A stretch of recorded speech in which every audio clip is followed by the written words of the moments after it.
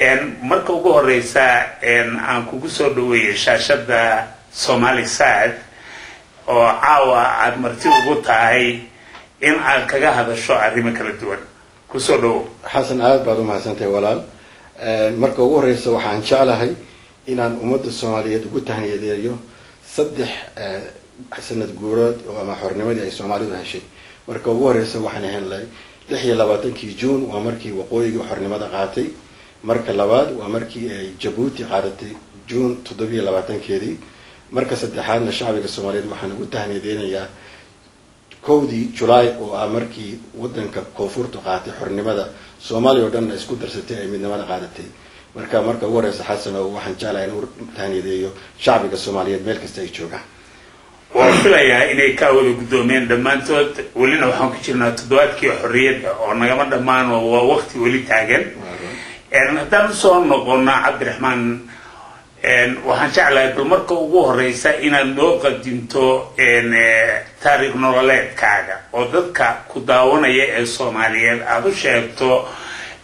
كريمة ذي وحبر الشغالي كالدوني هرك أي صومرتي إلى هذا oo waqtigan caadiyaratay han inaad isu soo taagto jagada madaxweynenimada oo kodada ugu sareeyay ee dalka Soomaaliya laga hogaamiyo waa gartay walaal haddaan kaaga bilaabo taariikh nololeedkayga anigu waxaan ku dhashay magaalada Sheekh ee waqooyiga Soomaaliya sanadku markuu ahaa 1955 bisha September 23keedii kadibna waxaan imi magaalada Laascaanood halkaas aan ka galay dugsiga Quraanka iyo elementary school ka Laascaanood magaalada ku yaala waxaan markaa u soo wareegnay magaalada Muqdisho oo odayaal baa ka shaqeyn jiray halkaas aan ka dhameeyay dugsiga hoose ee waxbarashada dugsiga dhexe halka lafteeda xawar baan ka dhameeyay iyo dugsiga sare xawar baan ka dhameeyay marka taasi waa tii tacliintiina Soomaaliya ku qaatay markaana waxa kale oo aad ugu sii daro shaqadii qaranka Soomaaliya iyadana ka galay markii aan shaqada qaranka dhameystay markaas aan qurbaha u dhoofay marka kadib dabcan waxbarasho kala duwan baad gashay oo higher education gaagi baad gashay waxbarashadaadii sare ayaa halka ka sii bilowday xageed ku qaadatay haddana halka waxa ku qoran inaad PhD holder tahay marka intii ka hooseysay ilaa inta PhD ga qaadanaysay kulliyadii aad ka soo baxday iyo meelaha aad waxbarashadaada ku qaadatay wadamada ahay walaal waxaan anigu tagay wadanka Mareykanka sanadku markuu ahaa 1977 halkaas waxaan ka bilaabay jaamacad ku taala magaalada New York oo la yiraahdo Pace University waxaan halkaa ka bartay cilmiga loo yaqaano xisaabinta oo digriiga hoose aan ku qaatay markii aan taa dhameeyay waxaan u wareegay shaqo ka bilaabay magaalada New York waxaan u shaqeeyay shirkadaha ugu waaweyn oo xisaabiyaha dunida ka sameeya oo la yiraahdo hadda PricewaterhouseCoopers baa la magacooda waa magac adag oo dheer bay leeyihiin haddaan ku bargaday marka shirkadaas aan u shaqeeyay ilaa 3 sanadood markii aan u shaqeeyayna waxaan helay darajada la yiraahdo inaan noqday waxa la yiraahdo CPA ama qof lagu maaragtay loo qiray inuu khibrad ku leeyahay xisaabinta iyo wixii la xiriira baaritaanka baamishtarkii waxaas markii aan taa dhameeyay anigoo wali jooga magaalada New York waxaan u shaqeeyay bangiga ugu weyn dunida oo la yiraahdo Citibank xarunta ay ku leeyihiin magaalada New York waxaan halkaa ka shaqeeyay muddo 3 sanadooda markaa kadibna waa ka sii wareegay shirkad kale oo weyn oo New York ku taala oo la yiraahdo Salomon Brothers oo investment banking ama business ka la xiriira maaragtay sida lacag loogu ururiyo shirkadaha waan ka shaqeeyay kadibna waxaan u wareegay World Bank oo Washington waxaan halkaa ka shaqeeyay muddo 15 sanadooda intii aan World Bank joogay jaamacadda ila John Hopkins oo ku taala magaalada Maryland ee wadanka Mareykanka halkaas waxaan ka qaatay 2 degree oo ku leeyahay masters mid waxaan ku qaatay dhaqaalaha midna waxaan ku qaatay maaliyadda inta kadib World Bank waxaan ka tagay sanadku markaa 2004 kii baan ka tagay markaana waxaan u wareegay jaamacadda leeyahay George Mason oo halka aan full time PhD deedii ka qaatay sanadku markuu ahaa 210 markuu ahaa waxaan Maxmed inaan ku weydiiyo waxaad soo sharaxday jagada madaxweynenimada oo hataa nin dhalinyar jagadaasi marka la soo sharaxayo dadka Soomaaliyeed waxa ay barteen nin dhafooradu cadaadeen oo madaxiisa kala bar uu cihoobay oo inta badan yani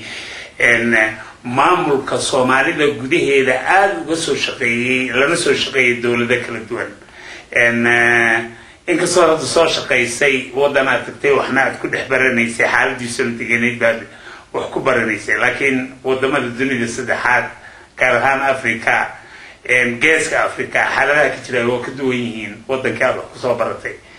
maxaad ku dhiifatay inaad noqoto shaqada madaxweynaha isu soo taagto maxaa ku kalifay wal haddaan kaaga warramo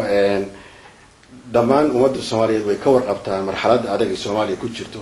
20 sanadood iyo ugu dambeeyay wadankeenu dagaal sokeeye uu maray iyo dhibaatooyin badan oo hadda noqoto qaxooti ama ha noqoto macluul ama ha noqoto dagaal ku saabsan xagga diinta marka shacbiga Soomaaliyeed dhibaato xoog leh soo mareen marka haddaan taariikhda meel dambe kaaga soo qabto aan rabo inaan soo koobo aniga runtii waxay ugu dhalatay in aan jagadan ka fakaro oo aan markaa ila noqoto inaan madaxweyne noqdo markii laga soo bilaabay sanadkii 2008 Djibouti oo aad ka warqabtay Xasan dawladii laga soo dhisay oo Sheikh Ahmed uu madaxweynaha ka noqday baarlamaankii jiray waxa laga dhigay laab baa laga dhigay wuxuu noqday 550 Sheikh Ahmed markaa leedahay Sharif Ahmed baa u jeedaa Sharif Ahmed baan u jeedaa Sharif Ahmed madaxweynaha dawladda ku meel gaarka oo sidii uu ku yimi maaragtay shaqada madaxweynenimada marka talaabadii ugu horeysay oo nasiib daradeed waxay noqotay marka baarlamaanku uu intaasoo kala gaaro 550 waxa dhici karaysa inay adag tahay in wax qaraaro laga soo saaro marka waxay noqotay meel runtii ay adag tahay in maamul wanaagsan oo la wada shaqeyn karo ka soo baxo jamciyadda qurumaha ka dhaxaysay iyo caalamka wadamada caalamkuna waxay iyaguna aaminsanayeen nidaamkaas inuu shaqeynayo hase ahaatee dad badan oo khubraa oo dunida jooga baa u sheegay arrimahaas inay u eg tahay in ay noqonayso dawladdu inay adkaanayso sidii wax u maamul lahayd taa haddaan ka soo gudbo waxaan u soo gudbayaa markii xamar la yimi waa tii ay isqabqabsadeen madaxdii ugu saraysay wadanka oo la sugu tagay magaalada Kampala oo halkaas loogu garnaqayay madaxweynaha iyo ra'iisul baarlamaanka nasiib darro waxay noqotay in ay curyaantay runtii dantii loo hayay qaranka Soomaaliyeed taa wada la socotaan ana wajida Kampala Accord go'aankii loo yaqaan oo Kampala Accord go'aankii la oran jiray waa runta waxayna taasi keentay in markii ugu horeysayba taladii dadka Soomaaliyeed khaasatan dadkii wakiilada ka ah shacbi oo baarlamaanka ah in laga qaaday hay'adda u lahaayeen inay talada ayaha wadanka wax ka qabtaan oo wadamo kale oo shisheeyaa marka loo wareejiyay talada xoogeedii taa haddaan hore uga soo socdo waxaas oo dhan waa wax runtii dadka Soomaaliyeed iyo qof kastaba dhibay markii dambe waa tii xamar la yimi waxa la keenay khariidada la yiraahdo road mapka arinta markii la keenayna runtii waxay ahayd inkastoo waxyaabihii ku qornaa ay wax wanaagsan oo macquul ay ahaayeen hase ahaatee barnaamijkii halka ku qornaa waxa lagu soo qoray in muddo 7 bilood oo gudaheeda lagu soo sameynayo dadka oo dhan oo dunida oo dhan way u jeedeen wax lagu dhameyn karo ma aha 6 bilood wixii halka ku qornaa marka waxay u muuqataa inaan dab laga ahayn runtii arrimaha qotada dheer ee Soomaaliya haysta dhibaatadeeda in wax laga qabanayo iska hayaan wax iska fudud oo barnaamij runtii aan aad u qoto dheereen markii dambena sidii ay soo baxday markii Garowe 1 iyo Garowe 2 la sugu yimi waxay markaa cadaatay in taladii wadanka oo dhan 6 qof ay ku soo koobnaato oo ay gacanta ka baxdo shacbiga Soomaaliyeed marka haddii aan waxa soo dhan isku qaado Xasan arrimahaasi waa arrimahan aad iyo aad uga dhiidiyay waana arrimo runtii ii cadaatay in loo baahay ummadda Soomaaliyeed iskay lahayd iyo sharaftay lahayd iyo karaamada lahayd inay ka luntay in taladii shacbiga Soomaaliyeed ay ka baxday marka waxay igu muuqatay runtii aniga in aan loo baahan yahay dad Soomaaliyeed oo raba inay wadankeeni taladii wadanka dib ugu soo celiyaan shacbiga Soomaaliyeed marka dhibaatada ka badbaadiya taas ugu weyneed sababaha ugu dhalisay inaan markaa jagadan isu taago وهاجا جادا مواد سوشيال راحتي وهان نقطي نلو شرحان جادا كواد دلكا مدحوين نيمان وحال leedahay aqoon aad kaga soo shaqeysay dalkii aad wax ku soo baratay howlana kaga soo qabatay isla markaasi wadiga tilmaamayo qalbigaaga waxa gashay bal badbaadada ummadda Soomaaliyeed siyaasadeeda gabadha caleynaysa hadaad dhinac ka qaban karto ka qabo isu nasharax jagadaasi maxaad is leedahay haddii aad hadda jagada aad isu soo sharaxday tilmaamo uga bixi istiraado shacbiga Soomaaliyeed ee ku daawanaya ka daawanaya shaashadan Soomaalisad aad is leedahay oo u sheegi kartaa oo aad kaga bedelan tahay madaxweynayaashii nimankii hore ugu soo qadimayay jagada madaxweynenimadu sharaxayeen marka ugu horeysa runtii anigu jagadan isuma soo sharaxin runtii inaan anigu ama darajo ama dhaqaale ama maal inaan ka raadsado sidaan hore kuugu sheegay anigu ilaaha mahadii nimciya barwaaqan ku jiray World Bank markaan ka tagay waxaan haystay dadka waxa loo ogolaaday inay goor hore shaqada ka tagaan oo markaana waxaan helay pension aniga nolosheeda inta ka hadhay wanaagsan oo aan haysto marka nin ma yahay runtii shaqo ama darajo ama lacag raadsanaya fursado kale oo fara badan oo dunida iga furan baa jira aan ka shaqeyn karo marka horta sida aan kaga duwanahay dadka kale oo badanaaba guud ahaan waa dad sida hadda taariikhda iyo dadka oo dhama ka arkaan u gala inay maal ama xoolo ka raadsadaan ama dana kale ka raadsadaan anigu waxa aan soo sharaxayaa inaan shacbiga Soomaaliyeed u adeego oo dhibaatada xoog leh ay haysata dadka Soomaaliyeed wax ka qabto khaasatan ku saabsan xagga dhaqaalaha xagga Soomaaliga sidii wadanka loo dhisi lahaa waxaan wax ka qaano inkastoo wadanka dabadiisa aan joogay wax badan asiyaati cilmigu waa isku mid dunida meel kasta joogo sida dhaqaalaha loo maamulo sida dawlad wanaaga loo sameeyo waa wax dunida oo dhan laga yaqaano marka anigu khibrad baan u leeyahay arrimahaas iyaga ah waxaan aaminsanahay marxaladda hadda ay Soomaaliya joogto in khibradda aan leeyahay iyo anigu waxaan aaminsanahay daacadnimo iyo kalsooni wanaagsan inaan dadka Soomaaliyeed siiyo si ay caayahooda uga talin karaan maxamed cabdi xaashi waxa tahay halkan sida ku cad nin dhaqaalayahana isla markaana dhinaca xisaabaadka yani la talin ka bixiya oo wax ka sameeya khibradna u leh aqooneed intaba iyo khibradu ay aragnimo labadaba oo ku soo shaqeeyay dalka Soomaaliya wuxuu soo maray 20 sano oo burbur ah ka horna waxyaabo fara badan ay ka soo jiray oo dabcan burburkii dhacay kalifay ama ha ahaadeen dagaaladii istaba joogga ah ee Soomaaliya ay iska daba gashay 77kii bay Soomaaliya dagaal gashay leedahay 78diina in ciidamada dib loo soo celiyay baa la garanaya laakiin waxa jira in aanay marna Soomaaliya dagaal ka bixin ilaa maalintii 77kii ay gashay ilaa burburkii uu dhacay ilaa hadda ay sidii ugu jirtaa markaad eegto dhinac ka eegto burburka dagaalkuna waxyaabaha dhaqaalaha burburka degdega ku ridaa ayuu ka mid yahay waxaa laga soo saaraa mararka qaarkood dagaaladii koowaad iyo kii labaad ee adduunka marka aad qaadato historygooda aad qaadato waxaa la soo saaraa qodobo la yiraahdo war consequence natiijooyinkii ka soo baxay dagaalka waxyaabaha wadamo badan oo maanta Yurub ka mid ah gaar ahaan wadamada Scandinavian-ka loo yaqaano lagu badbaadiyayna waxay ahayd consequence-gii dagaalka soo baxay sidii loo maareeyay baahay annaga dagaalkaygu ilaa maanta maareyn ma laha waana socdaa waxaan doonaysaa inaad jagada koowaad ka qabato waxaa jira shaqo la'aan baahsan waxaa jira gaajo baahsan waxaa jira musuqmaasuq baahsan waxaa jira sharci la'aan baahsan sideebaad is leedahay adigoo ninkaan dhalinyarada ee wadankiiba hore aan uga shaqaynaa yani sideebaad wax uga qabo sidii helahayd oo aad dadka u tilmaami kartaa waxaan ka qaban lahaa waxaan ka qaban lahaa waxaan ka qaban lahaa adigoo tilmaamo ka bixinaya soona ururinaya waa ku bartay waaye walaal haddii aan ku soo koobo arrimahaasi waxa weeyaan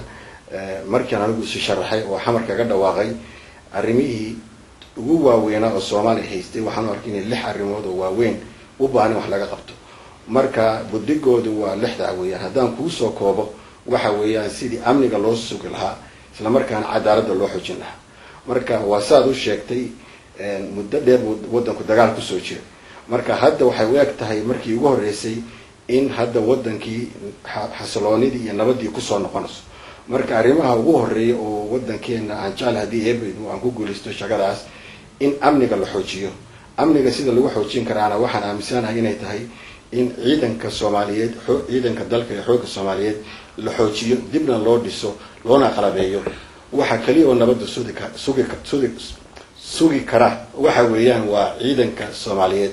marka waxaan aaminsanahay ilaa muddo 2 sanadood gudaheed oo kala ah in ay awood u yeeshaan ciidanka Soomaaliyeed inay la wareegaan nabad sugidda wadanka taasina u suurowdo in ciidamada AMSOM iyo ciidamada kale aan dariska nahay ay markaa bilaabaan in wadamadooda ku noqdaan taasi waa mid waxa kale aan aaminsanahay in la xoojiyo ciidamada booliiska iyo ciidamada jeelasha iyo maxkamadaha waayo taalaanteed way arkaanaysaa in kala dambeynta iyo sharciga inuu jiray marka horta ugu horeysa waa xasiloonida iyo sugidda nabadda arinta kale labaad oo dagaalkii muddo dheer lagu jiray oo dawladihii ku meel gaarka ahaa ama jamciyadda qurumaha ka dhaxaysa ama beesha caalamku inuu waxba ka qaban waxaa jira arrimo aad iyo aad u qoto dheer oo murugsan oo siyaasadeed aan waxba laga qabanin waxa laga yaabaa sababta wax looga qaban inay tahay waa arrimo waqti dheer qaadanaya wax ka qabashadooda marka maadaama ay jamciyadda qurumaha ka dhaxaysa beesha caalamku ay jecel yihiin in si dhaqso ah wax u dhacaan arrimahaas waxba lagama qaban marka barnaamijkayga qorshahayga waxaa ka mid ah in dadka Soomaaliyeed dib loo heshiisiyo oo Soomaali oo dhan inay isu timaado oo ay ka mid yihiin odayaal dhaqameedkii dadkii waxgaradka ahaa haweenkii Soomaali oo dhan intay meel isu timaado laga hadlo sidii nabad waarta wadankeena looga sameyn lahaa isla markaana laga hadlo arrimaha aad iyo aad u qoto dheer waxba laga qaban tusaale waxa ka mid ah wadankeenu hadda imisa gobol badan baa meel kasta laga dhawaaqo la leeyahay annagu dawlad baan nahay ama gobol baan nahay marka imisa gobol bay Soomaaliya noqonaysaa gobol kasta imisa district bay yeelanaysaa imisa kursi baa halka ka imaan doona arrimahaas waa arrimo u baahan ummadda Soomaaliyeed inay wada fadhiisato ay ka wada hadasho marka anigu hadii eebe idmo oo aan shaqada madaxweynenimada ku guuleysto waxaan sameynayaa inaan isugu yeero ummadda Soomaaliyeed oo dhan dhamaantood si arrimaha uga wada hadlaan arrimaha kale oo iyaduna muhiimta aan wali laga hadlin waxa ka mid ah khayraadka wadanka ku jira sidee baa loo qaybsan doonaa waa arrin iyaduna muhiim ah marka waxaan aaminsanahay in baarlamaanka jiri doona iyo shacbiga Soomaaliyeed iyo odayaal dhaqameedku in la heshiiyo habkii loo qaybsan lahaa gobolka khayraadkaas ku jira iyo dawladda dhexe federaalku sidii loo qabsan lahaa marka arrimahaasi waa arrimo aad iyo aad muhiim ah waxaan jecelahay inaan hawsha bilaabo oo wax ka qabano taasi waa arrinta ku saabsan siyaasadda arrinta kale oo aan sidii aan jecelahay eebeedmo aan shaqada ku guuleysto waxa weeyaan waa dhaqaaluhu waxa weeyaan runtii waa wax ugu muhiimsan oo shaqo la'aan xoog la wadankii ka jirta marka haddaan arrinta dhaqaalaha kaaga warramo waa laba qaybood qaybta hore waa sidii shaqo abuur loogu sameyn lahaa dadka dhalinyarada oo aan weligood wax kala aqoonin inay dagaalamaan mooyaane noloshooda iyo dhan marka waxaan aaminsanahay mashaariicda waaweyn ee wadanka laga dhisi doono in la siiyo maaragtay si gaar ah dadka dhalinyarada shaqo loo siin lahaa isla markaana dawladdu ay barto xeelado ay ku shaqeystaan ama xirfado ay ku shaqeystaan ama ha noqoto sida guryaha loo dhiso ama ha noqoto ilaa 2-3-4 bilood oo kale iskuul farsamada la geeyo ama ha noqoto siday u baran lahaayeen korontada sida loo geliyo ama waxyaalo badan oo la xiriira waxaas oo kale waxa kale aan jecel hadii lahayd mashaariicda wadanka laga dhisay in wadanku dhan la gaarsiiyo oo meel quraan ku koobnaan taasi waa ilaa 2-3-4 sanadood oo dhaqaalaha dib loogu soo celinayo waxa kale oo taala xiriida aan hadaan ku sii daro xasan waa ta ku saabsan burcad badeed lafteedu dadka dhalinyarada xoogooda shaqo la'aan bay haystaan oo waxay u galaan waxaan aaminsanahay in dadka iyagana shaqo abuur loo sameeyo oo marka xaydey noqoto xagga badda oo ay noqoto kalluumaysiga ama khayraadka ku jira dhulka arrintaas waxaan arkaa arrin muhiim inay tahay annagoo kaashanana jamciyadda qurumaha ka dhaxaysa kuwa u qaabilsan iyo wadamada dunida oo jecel inay gacan naga siiyaan marka taasi waa ta shaqo abuurka qaybta labaad oo dhaqaalaha waxa weeyaan muddo dheer dhaqaalaha sida loo dhisi lahaa taana waxa weeyaan laba qaybood weeyaan dawladdu door bay ka ciyaari kartaa shacbiga Soomaaliyeed door buu ka ciyaari karaa sidii Soomaaliya hore looga yaqaan badanaa waa dadka waxay shaqooyinka u raadsan jireen dawladda dunidan casarka hadda ay joogno dunida si ay u dhaqanto waxa dhisa waa dhaqaalaha iyo barnaamijka waa dadka barnaamijka waa private-ka marka waxaan aaminsanahay anigu 100% waxa Soomaaliya dhisi doona waa dadka barnaamijka tijaarada Soomaaliyeed ilaah ma hadii dadka Soomaaliyeed waa dad heybad ilaahay ku siiyay barnaamijka haddaad eegtid wadankan Kenya ay hadda joogaan magaalada Nairobi waxa weeyaan 4-7 sanadood ugu dambeeyay xaafadda Lilo Isni dhaqaalaha meel weyn bay ka ciyaartay wadankan Kenya niman dhaqaalaha aad wax ku qor xitaa waxay yiraahdeen dhaqaalaha Kenya kuridiisa qayb bay dadka Isni jooga ka ciyaareen wadanka Mareykanka Soomaali badan oo aad iyo aad baa jira ugu naxjaxay xagga Minnesota ama meelo badan haddaad eegtid Afrikada bari meelaha kale Kenya Uganda iyo Tanzania wadamada Carabta meel kasta Soomaalida joogta ilaahay tijaaro dadka haybad bay u leeyihiin marka waxaan aaminsanahay waxa dhisi doona dhaqaalaha Soomaaliyeed waa dadka barnaamijka si ahaatee dawladdu door bay leedahay inay ciyaarto doorka ciyaaraysa waxa weeyaan in ay u fududeyso dadka sidii jawi wanaagsan oo ay ku dhisi karaan barnaamijkooda iyo businesskooda dawladdu waxa kale qaban kartaa halboolaha ugu waaweyn oo dhaqaalaha dhisi karta waxa kamid ah dariiqyada waxa kamid ah dekedaha waxa kamid ah airportada waxyaalahaas oo dhan waxyaalaha dhaqaalaha dhiso dawladdu wax ka qaban karto waxa kale oo dawladdu ay door weyn ka ciyaari kartaa xagga waxbarashada iyo xagga caafimaadka waayo waxbarashada iyo caafimaadku haddii ay labadaas xoog lahayn wadan way adag tahay dadkoodu dad wax baran karo oo cilmi meel ka gaari karo ku adagta dunida aan hadda ku jirno waxa la yiraahdaa waqtigii dunida cilmiga wadanku dadkiisu ka cilmi badan yahay shaqooyin iyo dhaqaalahoodu kor buu kacaya marka waxaan aaminsanahay Soomaaliya inaan hadda waqtigan la bilaabo sidii khaasatan dugsiga hoose oo dadka dhalinyarada oo maaragtay hadda bilaabaya in sidii loo badbaadin lahaa tacliintan asaas lagu sameyn lahaa marka haddaan ku soo koobo guud ahaan waa barnaamijkaas aan aaminsanahay inuu ka saarayo marxaladda adag ee Soomaaliya ku jirta Abdurrahman markaan soo noqono waxa jira ayada maxaa Israa'iil ka qabo dhinaca siyaasadda iyo xiriirka caalamiga ah iyadoo aad ka bilaabayso gobolka Geeska Afrika aan ka tirsanahay qaaradda dhammaan caalamka xiriirkiisa waayo Soomaaliya waxay ahayd wadan siyaasadda adduunka meel kaga jira la aqoonsan yahay qaaradana hormuudka ah hadda sagxaday taala xageed markaa gaarsiis leedahay bal xaqiiqo sababaha ugu muhiimsan oo aan ugu ordayo inaan u sharaxo jagadan waxa kamid ah wadankeeni waxa ka lumay ciiskii iyo sharaftii iyo karaamadii dunida ku lahaa nasiib darro waxa noqotay wadankeena in loo yaqaano wadanka ugu musuqmaasuq badan dunida waxa kaloo nasiib darro noqotay runtii in wadankeena burcadbadeed iyo waxyaalo kale oo la xiriiro oo sumcaddii ummadda Soomaaliyeed hoos u dhigtay marka waxaan aaminsanahay arrimaha ku saabsan wadamada aan dariska nahay waxaan jecelahay inaan nabad kula dhaqano dunidu waxa weeyaan nabad hadeeni jirin horumar ma jiro marka waxaan aaminsanahay wadamada aan dariska nahay iyo dunida inteeda kale oo dhanba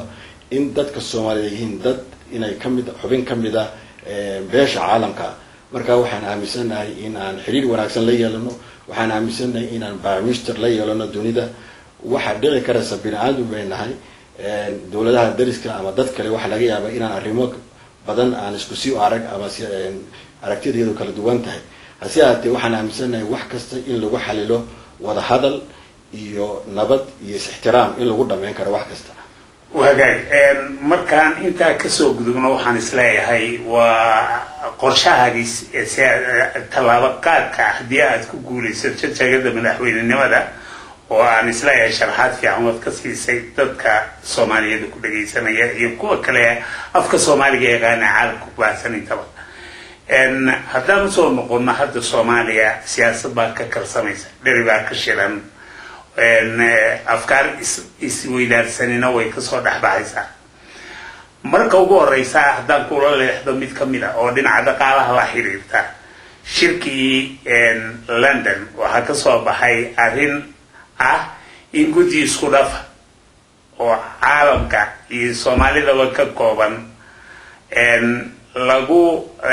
ay maamulaan dhaqaalaha marka ay xataa dawladda hadda soo socotaa ay taabakasho ee ay dhisanto tabagalka iyo controlka iyo ogaanshaha iyo la socodka dhaqaalaha inay ku mashquulaan guddigaasi sida ku cad qoraalka waxa ku jira hal qof oo Soomaali inta kalena waxay ka kooban tahay dad kale oo ajnabi ah nin dhaqaalayahanna waa tahay maxaa ka imaan kara khataro maxaa faa'iido ka imaan kara maxaa dhibaato siyaasadeed oo kale sii mugisa tan maanta taagan ka imaan kara dhinacyada ka eegaya bal wax nooga saar waa gartay guddigaas London lagu magacaabay oo afka qalaad lagu yiraahdo Joint Management Financial Board ama guddiga maaragtay dhaqaalaha isku xirka dhaqaalaha runtii arinta waxa keentay waxa weeyaan arinta dhibaatada ugu weyn ee Soomaaliya ka taagan waa musuqmaasuq dunida oo dhan marka la soo qoro dunida musuqmaasuq dad baa jira maaragtay isku sameeyay in xisaabiyaan dunida wadamada sida darajooyinkooda eega sida wadanka ugu musuqmaasuq badan iyo darajo ku sameeya wadankeena waxa la yiraahdaa wadanka ugu musuqmaasuq badan horta dhibaatada hadda in haysato waa waxaan inagu isu keenay runtii hadda doonayso dawladihii ku meel gaarka ahaa oo ugu dambeeyay waxa meel kasta ummadda Soomaaliyeed ka warqabtaa in ay runtii wixii dakhli oo soo galay ama wixii macaawino la siiyay in maaragtay lacagtaas la luusaday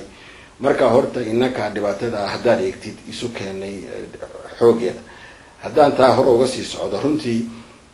mabda'a lagu keenay guddigaas waxay ahayd in musuqmaasuqa lala dagaalamo si dakhliga wixii waddanka ka soo galay loo maamulo oo isla markaana adeego loogu qabto dadka Soomaaliyeed mabda ahaan waa wanaagsan tahay runtii in guddiga waxa loo soo sameeyay hase ahaatee runtii waxaan u arkaa laba saddex meelood oo khatar keeni kara baan u arkaa gaar ahaan ta ku saabsan oo ah qarannimada ummadda Soomaaliyeed guddiga sida aan ka fahmay waxa wada gudoomiye iyo gudoomiye ama wada gudoominaya dawladda Soomaaliyeed iyo dawladda Ingiriiska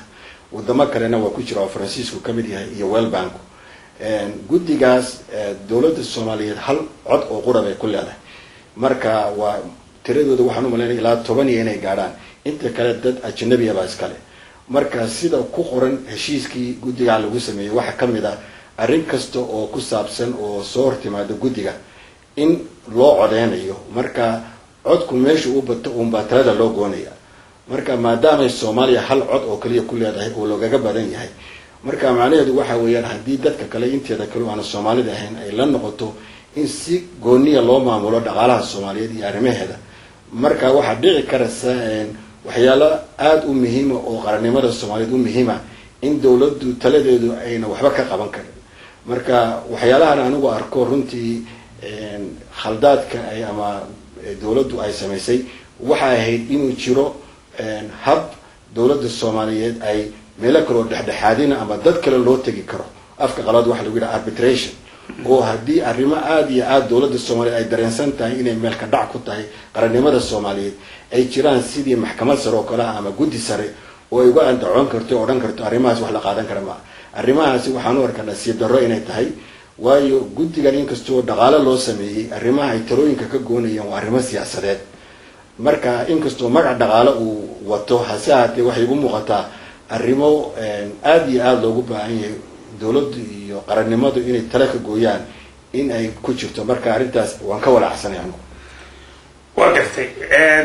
dhawaan waxaa maalintii shalay iyo daraad baa shir uga soconayay magaalada Rome ee dalka Talyaaniga guddiga la yiraahdo kooxdan la yiraahdo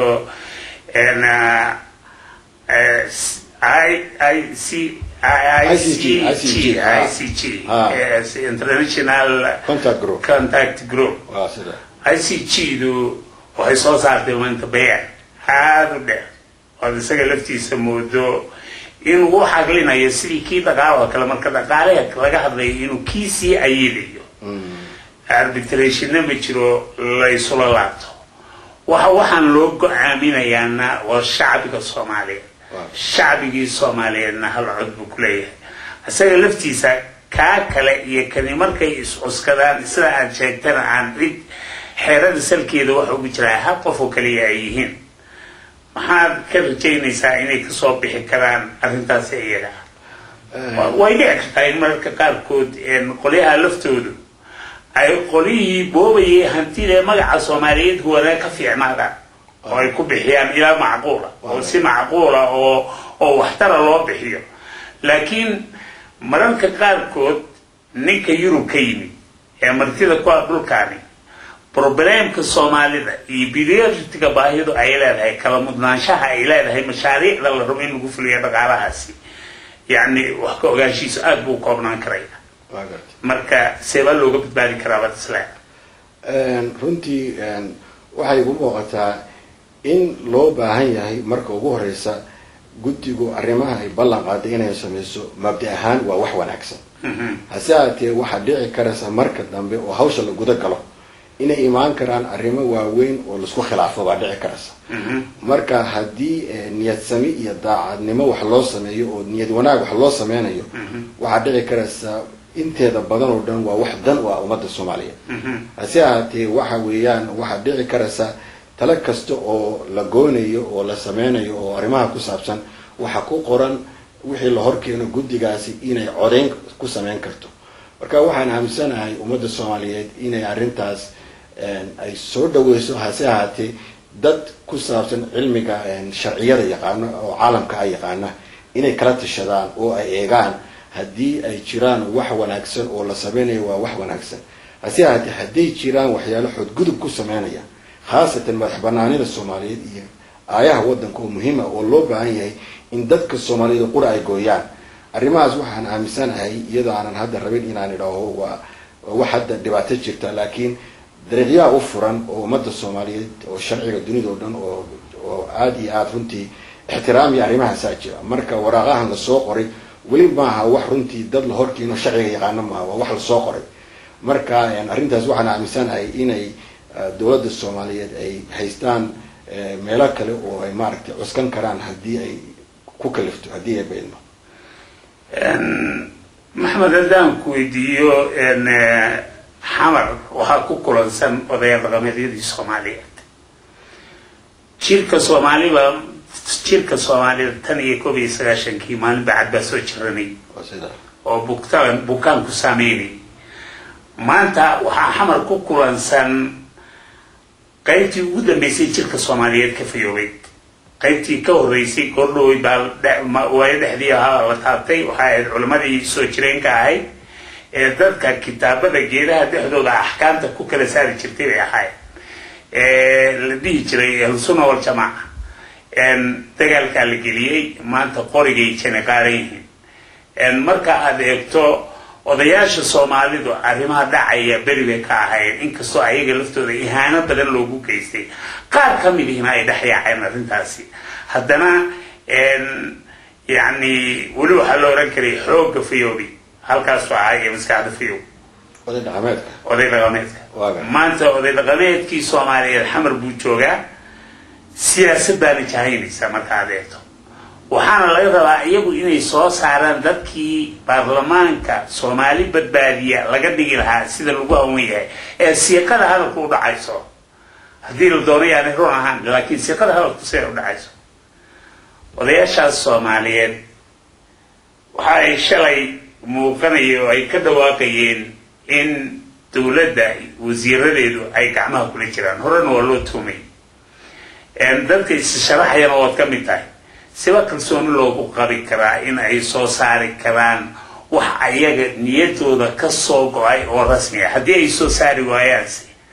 maxaa ayaga uga soo noqon karo feedback oo xumaan marka su'aasha waan ka jawaabay laakiin waxaan rabaa inaan xogaa yar dib u noqdo arrinta la xiriirta waxa weeyaan san hore kuugu sheegay nasiib darro waxay noqotay taladii ummadda Soomaaliyeed waxay gacantooda ku soo koobnaatay 6 qof oo Soomaaliyeed macnaheedu waxa weeye Soomaaliya waa wadan 10 milyan oo qof baa ku nool marka waa nasiib darro in taladii wadanku dhan 6 qof ku soo koobnaato waxyaalahan aad uga dhiidiyay oo igu kalifay runtii inaan isu sharaxo jagada madaxweynenimo waxa kamid ah wali dunida lama arag dad musharaxiin oo la ogyahay inay jooyin u tartamayaan oo isla markaana le waxaan soo xulanaa dadkii annaka la dooran lahaa hadda waan ku celinayaa mar kale dad kule annaku waxaan rabnaa inaan isu sharaxno inkastoo ayna ku dhawaaqeen badankooda hadda waa ku dhawaaqeen dadku dhanna waa ogyahay wali dunida lagama arag meel dad musharaxiina ay leeyihiin waxaan soo xulananaa ama qayb weyn ka qaadananaa sidaan u soo xulan lahayn dadkii annagana soo dooran lahaa horta taasi waa nasiib darro taasi waxay la xidhiidhaa arrintii aadii maaragtay su-aasha aadii ku saabsaneed oday dhaqameedka inay u madax bannaan yihiin sidii loo soo xuli lahaa xildhibaanadii dawladda cusub soo dhisi lahayd anigu waxaan u arkaa odayaal Soomaaliya waxay soo jirtay intaasoo qarni bay soo jirtay weligeed iyada ismaamuli jirtay wadanaheeda maamuli jirtay marka nasiib darro waxaa noqotay 20 sanadood ugu dambeeyay oo dagaalkii sokoyaha u dhacay in ay maaragtay dad badan dunida ka dhaadhiciyeen dadka Soomaaliyeed inayna talada gooysan karin ama ayahooda maamuli karin dadka halkaa fadhiya waa garaado awowyo iyo dadkii ka sii horeeyay iyo awow sanaad ama tobanaad oo ka sii horeeyay baa talada goon jiray marka dadka xamar jooga oo dhaqameedka waxay mudan yihiin in la ixtiraamo oo isla markaana loo ogolaado taladii loo horkeenay inay iyagu gooyaan si madax bannaan waxa nasiib darro ah in aan fursad la siinin odayaal dhaqameedka in la soo hordhigo taladii la leeyahay talada ka gaar arrinta iyada ah oo faraha looga qaado markaana anigu waa arrin aad iyo aad runtii dhibaato xoog laan u arkaana waana wax qof kastoo Soomaaliyeed oo runtii arrimaha Soomaaliya daneynaya uu runtii aad uga walwali karo marka insha Allah waxaan rajeynayaa wali waqti baa hadsan in loo ogolaado odayaal dhaqameedka ciiskii iyo sharaftii lahaayeen talada horkeena bal go'aankii gaaraan hal arko marka anigu aad iyo aad baan u aaminsan arrintaas inay arrin cusub oo soo kordhay tahay dhibaatana noqon karto ugu dambeyntii Cabdiraxmaan Maxamed Cabdi Xaashi waxaan jeclahay inaan ku siiyo fursad 2 daqiiqo hal daqiiqo oo aad shacbiga Soomaaliyeed waxaad ka rabto ku weydiisato iyo hal daqiiqo oo ayaga waxaad kula dardaarmaysaa u sheegto maxaa leeyahay walaal ma sante shacbiga Soomaaliyeed meel kasta ay joogaan waxaan jeclahay inaan u sheego sababtaan isugu sharaxay madaxweynenimada waxay in aan doonayo in runtii dib u soo celino sharaftii iyo ciiskii iyo karaamadii ummadda Soomaaliyeed lahayd waxaan ugu tartamayaa jagadan oo aan jeclahay ummadda Soomaaliyeed aan dib ugu soo celino waa dawlad wanaag oo lagu yaqaano kala dambeyn oo bisla dagaalanka musuqmaasuqa iyo in haybadii ay ummadda Soomaaliyeed dib u soo noqoto marka ummadda Soomaaliyeed waxaan u ballan qaadayaa hadii ay beedmo waxaan u wacd qaadayaa in aan noqdo kii si wanaagsan oo nidaam wanaagsan oo daacadnimo oo hufnaan iyo dawlad wanaagsan aan ugu shaqeyn doono waxa kale aan aaminsanahay anigu in waxaan danta Soomaaliyeed ahayn in marnaba aniga ay agteeda imaan doono waxa kale ummadda Soomaaliyeed u ballan qaaday hadii ay beedmo oo jagada ku guuleysto in wadanka Soomaaliyeed ciisku lahaa iyo sharaftu lahaa dunida ku soo noqdo in dunida oo dhan la yiraahdo wadankii Soomaaliyeed waa wadan kamida dunida caalamka oo ixtiraamka lahaa inuu soo noqdo marka taas aan u ballan qaaday ummadda Soomaaliyeed hadii ay beedmo wagaagda odayaal inta waxaan ku soo gabagabaynaynaa barnaamijkii gaarka ahaa ee aan wareysiga kula yeelanay Cabdiraxmaan Maxamed Cabdi Xaashi oo ah nin dhalinyaro ah isuna soo sharaxay jagada madaxweynenimada ahna aqoonyahan wax ku soo bartay dalka Mareykanka muddo dheerna ka soo shaqeynayay hay'ado kala duwan oo isaga kamid ah intaan dib dambe ugu kulmi doono barnaamijkan oo kale waxaan idinka tegayaa sida iyo ismaqal dambe oo xiiso leh insha Allah